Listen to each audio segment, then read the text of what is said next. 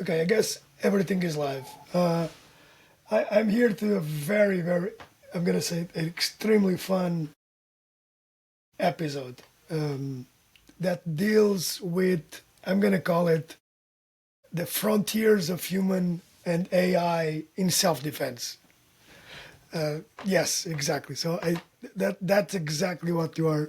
That's exactly what you are listening to.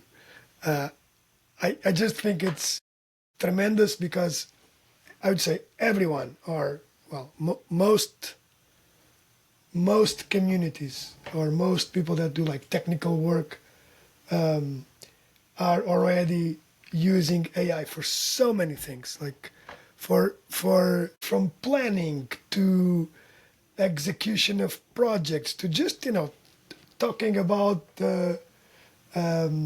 things with people. So uh, here's here's how this is going to play out. Okay, I have a script, and the whole idea for today is, okay, can AI learn to fight? And this is the human AI frontier in self-defense. Welcome to the very first episode of the G-Force podcast. I'm Gonçalo Esteves. I'm a martial artist for now 42 years.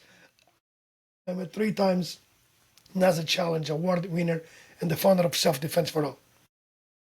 And this podcast is about the frontier where humans and AI meet to push essential performance, survival, and resilience further than I would say we thought it could be possible. And today I'm asking like a very bold question. And I think this is extremely important. Can AI learn how to fight? And I'd say more important, how can humans use AI to become harder to kill and stronger to live? Guys, give me like a thumbs up if you are seeing these and if everything is working. I just think it's an awesome theme. Okay, in terms of picking up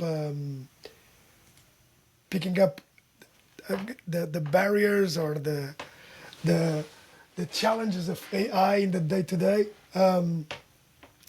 And if we pick up on the first line, okay, that is, what is the number one thing AI still doesn't understand about fighting?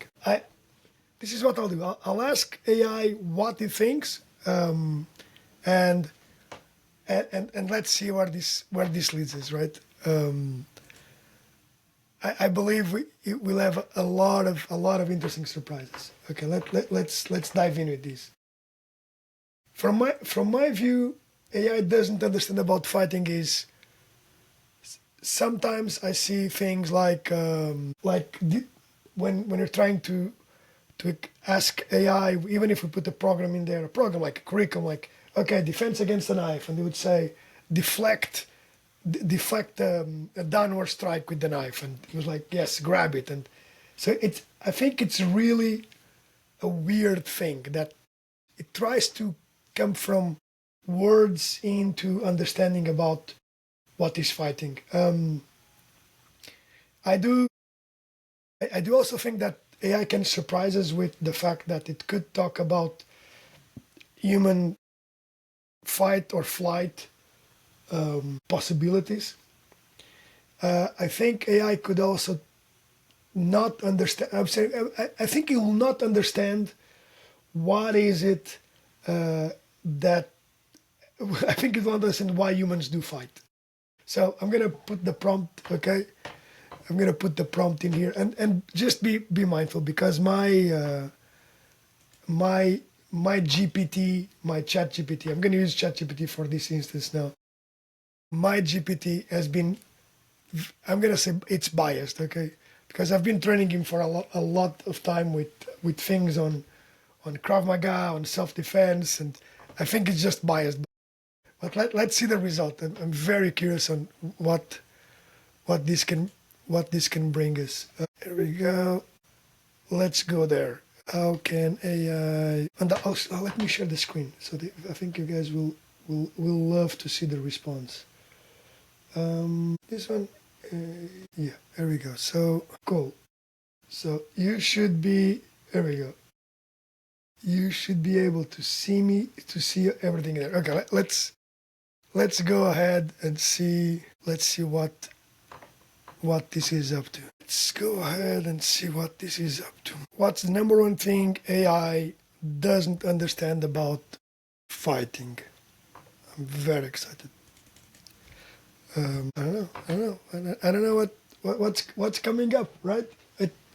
It will be fun. I can tell you it will be fun to see. Oh, 4.0. 4.0 would be interesting. It was probably to. No, it's 5. Okay, ready? Let's see what Gideon comes. I call. What's the number one thing that AI doesn't understand about fighting? Okay, so AI still doesn't understand the chaos of intent how human beings make unpredictable, high-stakes decisions under fear, pain, fatigue, and uncertainty. AI can analyze angles, striking, even predict likely moves for larger data sets, but fighting is not just on the body. It's how intent, emotion, and adaptation collide in real time. Here's what that means in practice. Fear and adrenaline, two people with the same skills won't act the same once their heart rate spikes to 180. Your handshake, the tunnel vision sets. AI can model threat, but it doesn't feel it, so it misses fear and reshapes choices. Deception and fakes. Fighters use feints, hesitation, and innovating hurt. AI sees patterns and it struggles to grasp why. Understood, okay. Environment and context. A punch in the gym is not the same thing as a punch in a crowded bar with slippery floors, low light. Look, breathing, willpower, and refusal to lose. Humans adjust instantly. AI struggles with sheer variability of context. True. Even sometimes when we are changing windows, it's like a crazy thing, but I hope you can see it. Okay.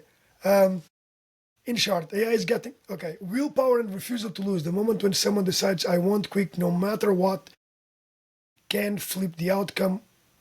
That kind of inner threshold, psychological, spiritual, primal, is outside of AI ability to measure. True.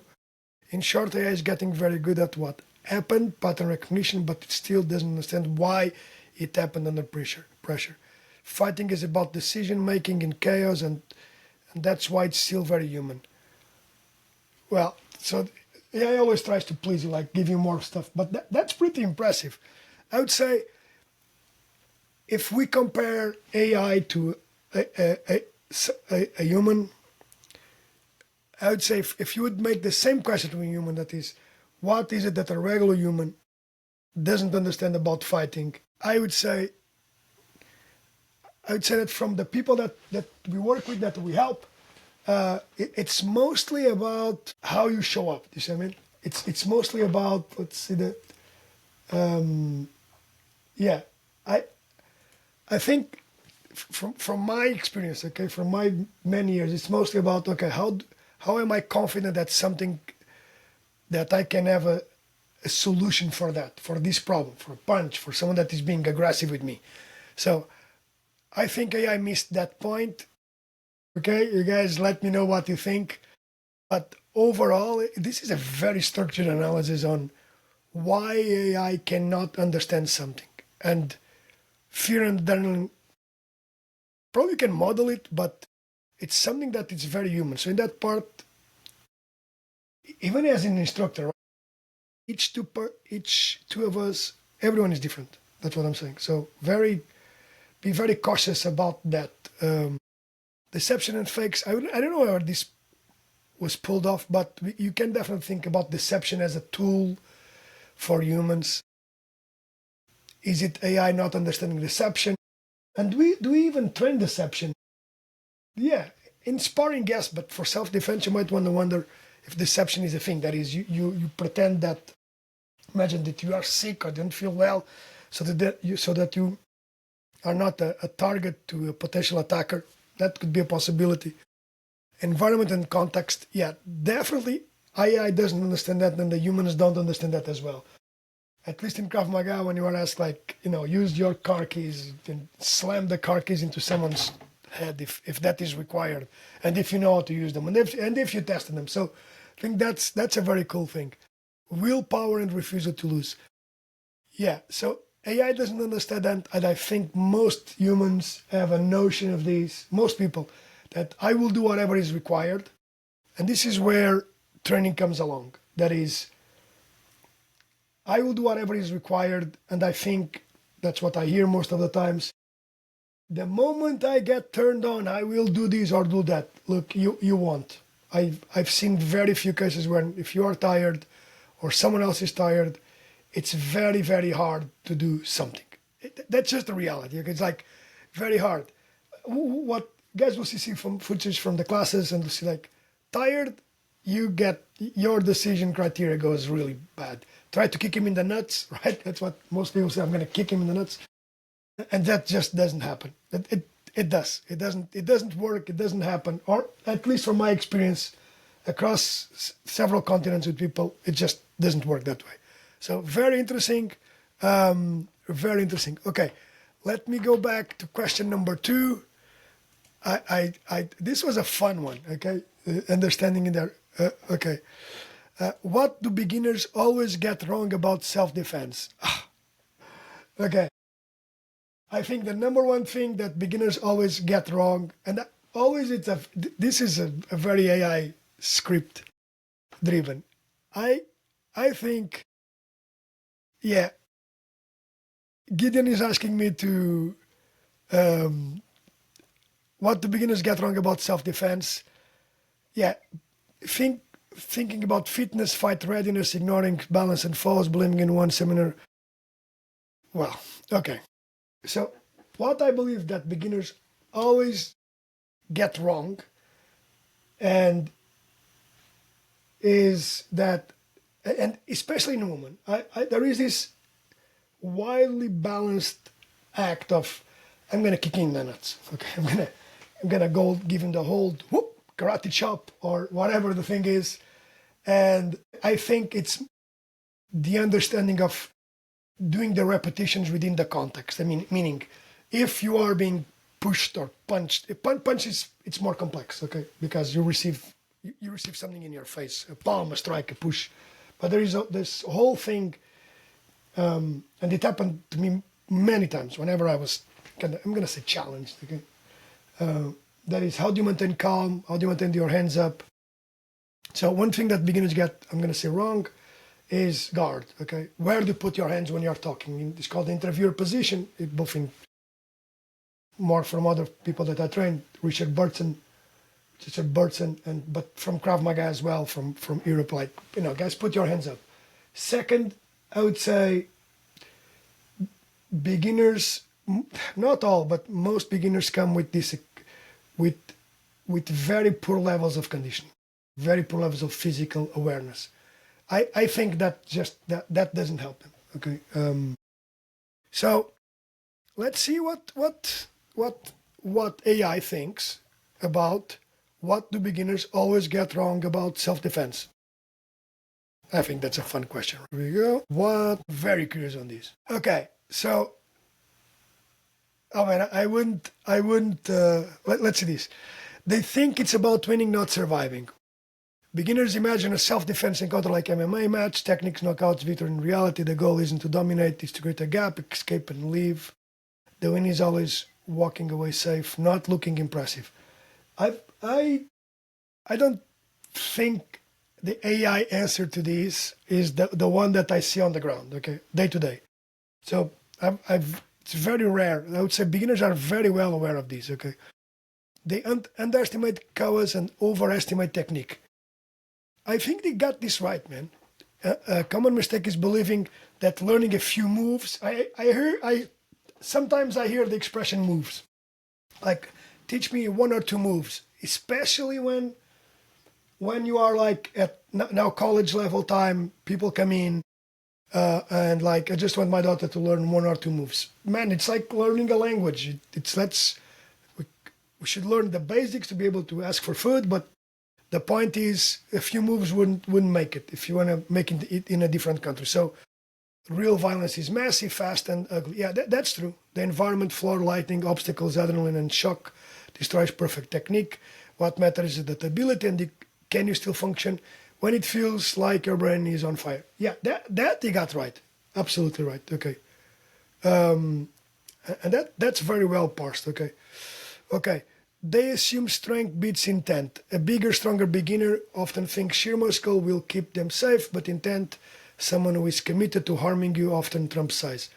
Self-defense training is about neutralizing intent quickly, not flexing physical. Look, guys, if you're strong, you're strong. Like that, there is like, I remember being punched by a boxer, okay, a good boxer, and he was also strong.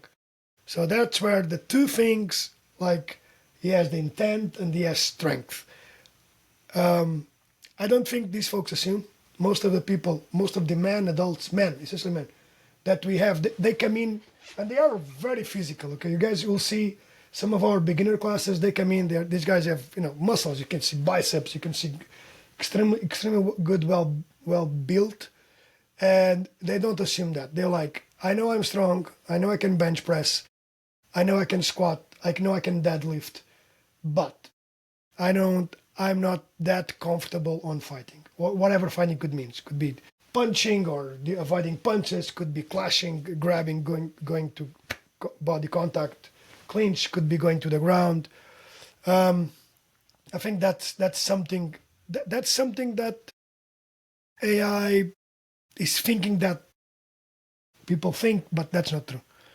They forget about awareness. Well, most beginners focus on what to do once the fight starts and ignore that self-defense begins long before contact. Situation awareness, reading cues, and boundary setting prevent more fights than any punch or kick.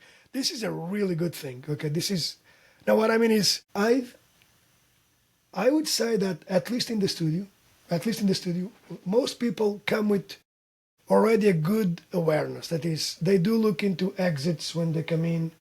They're like, what's the exit line?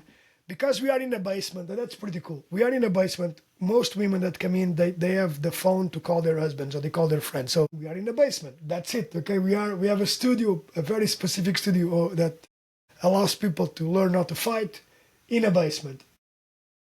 Okay, it's a cool place. We have tons of parking, but the point is, I believe they have awareness. I believe most folks have awareness, and because of their awareness, they know that I can see things, and because I can see things, I believe also there's a way to avoid them. But but the point in there is they come with good awareness, or at least with some. We can bring that awareness up, and we also can bring the other part, that is, okay, what happens if you miss the awareness, you miss the de-escalation, and there is something happening. So, but what I do like in here, and I think it's really important to communicate, is like, if you have awareness and if you start having that awareness as part of your day-to-day, where do you park your car and what kind of license plates are there and what kind of people are there, you should have, because we drive in the US, we should have like a very good understanding of what's happening. Okay, boundary setting prevents. Well, boundary setting is a tough crowd, because although you can set the boundaries, like think about that, right? You can say to someone like, don't step more, it's over, or I'm going to call the police, or I'm going to do something, okay? You need to be able to do that thing, and that thing needs to be effective. And I would say in the boundary setting world, and probably this deserves a whole podcast on that, or a whole series on boundary setting, the point is, my view of the world, is that you need to have something to back it up. And there is this idea that you set boundaries for people sometimes like you. What if the person on the other side just wants to hurt you, is not aware of social norms? That's probably a harder thing. Okay, number 5, they ignore the aftermath. Okay, beginners rarely think about the legal, medical, and social consequences of violence. Even if you win the fight, you may face lawsuits, retaliation, or guilt. True self-defense training covers before, during, and after violence. Yeah, definitely that affirmation is true. True self-defense, and the only self-defense program in the world that has evidence that it works, it's empowerment self-defense, and it has like a study behind, and it does study the whole continuum of self-defense, before, during, and after. Meaning, what you do if you get knocked down. Okay, well, you can't do much because you fall, but what I mean is, if you go into trauma, or if others go into trauma, how do you help them? I think that's more the focus in there. Yeah, I don't think beginners even think about the aftermath by default. They mostly think about defending themselves And then it's my job. Look, if I present you a solution, imagine someone punches you, I go and clinch, grab, elbow to the face, or 360 strike, knee to the groin.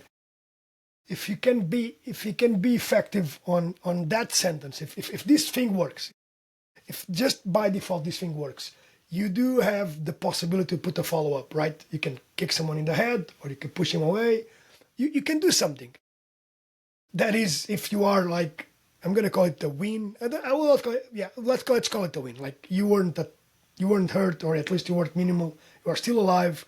The other person either, fell down, or you push it away, and you are in this, I'm gonna call it dominant position. It's a good time to get out of there, okay? But I think beginners are more focused on just getting enough to feel safe. See what I mean? So this is more about the job of the instructor to look. This is the aftermath. This is what can happen if you do this. This is a way to train. I think that's a really good. This puts up a good. I'm gonna say a good part of enhancing our framework as instructors. But as you as a student, when you come in, like you will learn. At least in our classes, I try to give two options. Okay, and I know like from the theory of learning faster. Two options in a defense, it's one too much, right? I like to think about this. If you are able to avoid being punched or pushed or being hurt, and you're able to get out of there, that was one option. But this always comes down to what the heck do you do, right? There is a circular punch. Do you duck? Do you go in? Do you get out? And then after that, imagine that you are successful in that thing, right? You are successful on haymaker comes in. You are able to, again, we talked about going in. I placed the shields. You're able to go in. Let's say that just assume that you are able to put the knee at the level. He accuses the pain. You head snap him down. Okay, here we go. Do you head snap down and push, or do you head snap and knee again? That's the job of the instructor again. So you as a student should learn the defense, and we as instructors, or at least me as an instructor, and the people that we have with us, should bring proper human values into what's coming up next. My view of the world. But that's okay. If I had to boil it down, beginners think self-defense equals fighting, experts know self-defense equals decision making under chaos. But fighting is decision making under chaos. I know. What do you guys think of this? Okay, bring your views and opinions on that. I think that will be fun. Okay, next one. I think that this is going really, really well. Segment 3. What's the biggest self-defense myth AI could help destroy? Oh boy. Okay. I should be asking you the one punch fight stopper myth. Data shows fatigue kills faster than hits. I don't really know that. Okay. But okay, what's the number one? What do I think is the biggest self-defense myth AI could help destroy? I think the biggest self-defense myth AI can help destroy is all fights end up on the ground. I think that's the biggest. Okay. Because there is this, and probably this is only a myth for the self-defense community because of the Krav Maga, BJJ, or MMA, or whatever systems that talk about all fights end up on the ground. If you get knocked, yes, you end up on the ground because, and the reason why, what if you run? What if you punch and run and punch and push? So I don't know if all fights end up on the ground because this, and for a beginner, like, is everything that's going to happen to you end up on the ground. So you better be good on a couple of things, my view. You at least be competent, okay, on, well, first of all, be really good on top, that is standing. Second, because most likely to end up on the ground, you must be standing. What I mean by that is your hands are up, people are arguing. Most folks argue with their hands. I'm not talking about the sucker punch. That's so in one sentence, I'm going to contradict myself. That is, by default, if you get knocked out, you most likely end up on the ground because we all obey to physics. That's not like, but the question behind all fights end up on the ground, that I don't think it's the one punch fight stopper, because that could be an opportunity. It's if you end up on the ground, you mostly need to learn how to defend on the ground, or do you need to be at the continuum level? That is, in here, if this is one person and one, right? Here he is. This one person, I'm facing him, or we are close, or boom, did we fall down and we are fighting on the ground, okay? And then from there. So my view is that this is not only the either you are on top or on the side or whatever, but you need to be good in here. Got it? Where the hands are able to connect, the feet, knees, okay, headbutt, all the things from our dear mannequin, okay? So I think that's what AI can help destroy by doing what? Tremendous video analysis, right? Pick up all the CCTVs on the world, all, or at least a good sample, and see how this would work. Now let's ask Gideon to see what he thinks. Okay, myths and truths.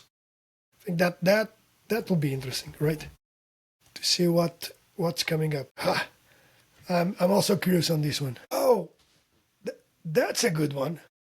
If I'm strong, fit, know a few moves, I'll be fine in a real fight. I wasn't expecting that. This is the Hollywood mistake mindset. Muscles plus gym equals safety. Well, I saw technique once and I can use it. Yeah, I've seen a couple of these things, okay? But biomechanics reality check, AI can show force comparisons, how much pressure it takes to snap a neck versus how weak panicked wrist grab is. Yes, I can simulate strength fades instantly under adrenaline. Poor mechanics, true, absolutely true. Stress plus cognition model. Wearables, AI can track the fast reaction time collapse under stress. I would love to do that with my wearables. AI can show that cognitive load destroys clean technique faster than fatigue ever will. Yeah, it's true. Cognitive load can overwhelm you. That's true. Scenario simulations, AI could overlay probability maps. What's more likely? Knife threat in a parking lot, bar shove or headlock. It shows beginners that a statistical fight they imagine almost never happens. And yeah, that's a good thing. Aftermath forecasting, of course. I think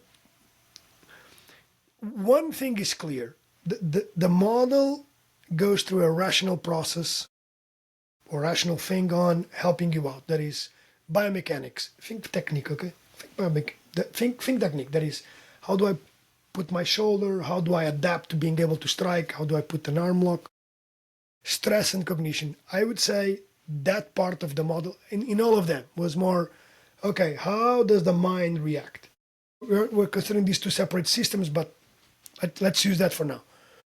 Scenario simulations. Okay, environment, right? What's happening in the environment? And aftermath forecasting. So it's following very interesting model, right? What to do, how do I think about it, where, and then post scenario. That's pretty cool. AI can illustrate the real consequences of just punching him, ER bills, lawsuits, arrests, through feds being fined into really prepared for the whole chain of events. But in a way, yeah, at least from what I read in here, and you guys can have a different opinion, it's bringing something like, what are the end-to-end consequences? And my feel is that, like, saying, don't do nothing, okay? If it's a push or a shove, don't do nothing. But I can be argumentative in here. If the myth is, if I'm strong, fit, know a few moves, I'll be right. I'll be fine in a real fight. I hear this a lot. There is another myth that it's not in here, but it's kind of a variation of this. I've done karate in the past. I've done karate for, 5 years or 10 years or whatever, and I still remember a few moves. Guys, that's not going to work. And the reason why I'm not saying it's not going to work, it's because things that you don't use, okay, there are always exceptions, but if you learn how to use a bike, you'll be able to bike, okay? I would say in the needs for adaptation and constant rebuild of the skill, you need to keep on doing repetitions. There is a new way of training. I'm going to say a new way, probably an old way, that is you do much more games, much more sparring. I'm going to sparring touches and much more simulation of fight than just small scenarios or where everything is predictable. And that's what the brain needs to keep adapting. So I think it brings another good myth. It definitely, Gideon brings a really good understanding of the biomechanics, the stress and cognition modeling, the scenario. I would ask him to help debunk the other myth that is all fights end up on the ground. In fact, let's do that. Let's do that. Myth. What about, I think that would be tremendously fun. What about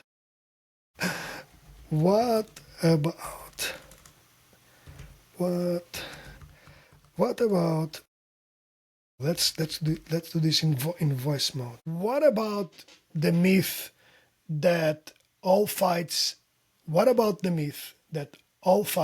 end up on the ground? And you might ask that, is this even a myth? Okay, that's probably even a good one. Okay, here we go. Where it comes from, this idea was pushed harder in the rise of BJJ. In the early days of UFC, Royce Gracie showed that if you don't know the ground, you lose. Law enforcement stats often get quoted too, but those numbers usually refer to arrest and control situations. Of course, because that's the easiest way to do. Not random street fights. Why is it a myth? In self-defense, context matters. In sport, yes, mainly fights go to the ground in the street. People sleep, clinch, or crash, but not every fight stays down, especially if there are weapons involved. Multiple attackers and hard surfaces are involved. The hidden trap. Believing that myth makes people accept going to the ground as inevitable. It's a huge mistake, and it is, yes. On pavement with friends of the attacker nearby, on tight spaces, the ground is the worst place to be in. The real statistic, it's more accurate to say, many fights hit the ground at some point. That might be a brief fall, scramble, or clinch, but trained self-defenders are taught to use the ground only to get up again. The reality check is trained, man. He's trained. You must train ground skills, escapes, guard recovery, sweeps. I'm going to say even submissions, okay? But that's something that to talk about. Don't get taken down if you fall, survive, and stand up. Only stay down if there is another option, or you have a dominant skill. And I would say if there is someone else. We probably need something more on that, okay? But I think that's a great segue. Okay, now I think we're going for here we go. The last one.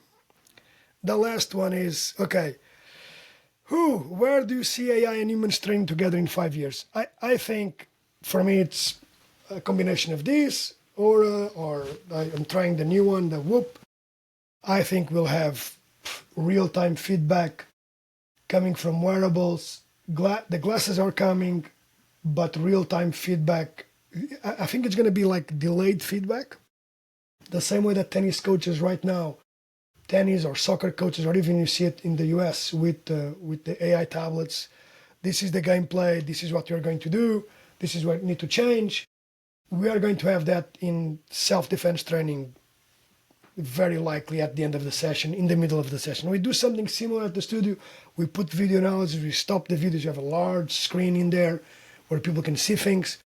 So I think coming up with statistical models, things like you've thrown this set of punches, and with data coming from how you feel, a bit like what's that chain of don't recall the name. Those guys that measure heart rate and use high intensity training intervals. It's close to me. There's a gym chain that does that. Orange Theory. Here we go. So it's a combination of tactical approach, what are you doing in that situation, decision making, and I'm going to say for now heart rate. I think that's the way to train together. That will inform you what you need to train better in the next practice. That's something that and it says real-time wearable feedback, AI run sparring games. That would be interesting. Space readiness crossover. We'll talk about that very soon. That is what. Okay, let's ask Gideon for the last question of today. Okay, if we look 5 years ahead, AI training won't be some sci-fi gimmick. It'll be woven biomechanics mirrors. Yes, AI will act like a mirror that talks back. Sure, Adaptive sparring partners, VR, Pledge AR, will allow solo training against simulated opponents that learn your patterns and adapt. Yeah, that's true. There is something about the haptic feedback, those wearables that you can have and you feel some touches. Overall, over time, it exposes your blind spots. Yeah, you always drop your left hand when you pivot, for example, or your right hand when you do a cross. That will be interesting. Stress inoculation training, AI will control environment stresses, light, noise, crowd simulation, verbal aggression. Instead of calm powders, you can train it with the chaos that ramps up on your heart rate and reaction time. The machine learns how you handle pressure. I think it's going to be much more individual. That's what this is getting into. Decision-making dashboards, what else but plus AI. I don't think this is going to be 5 years. It's going to be way earlier than that. Fighters won't just measure VO2 max, they'll measure combat recognition or combat cognition. Most likely there's always combat intelligence. Everyone knows that. But we are moving more into the decision of combat versus self-defense. That's something to think about. Integrated recovery loops, for sure. That's already happening. The big shift in 5 years, I want to replace human training. It will be the second coach in the room, definitely. And I think it's going to be faster than 5 years. The one who never misses details, never gets tired, and always gives honest feedback. The human coach, like me, provide AI cannot. Context, pressure, and the teaching of intent. Yeah, I think that's a very cool thing, right? It's more aligned. I think there is something missing in terms of innovation, but overall, it's just tremendous, right? Okay, so I think that overall this is a really cool way to understand how AI works. I would ask you to reach out with questions and a couple of things. AI doesn't understand fear. We do as humans. Okay, AI doesn't understand our cultural needs. Most beginners mess up a set of things. Okay, mess up. I think most beginners underestimate the amount of work that is needed. My view of the world. The future isn't AI replacing humans, it's AI sharpening humans. That's definitely the takeaway from today. Please let me know what you guys think, okay? I felt that this was tremendously interesting. If this gave you something to think about, please share it with a friend, okay? And subscribe to the G-Force podcast. I'm Gonçalo Esteves, train to live, and I live to protect. Enjoy your day, enjoy your weekend, and I shall see you soon.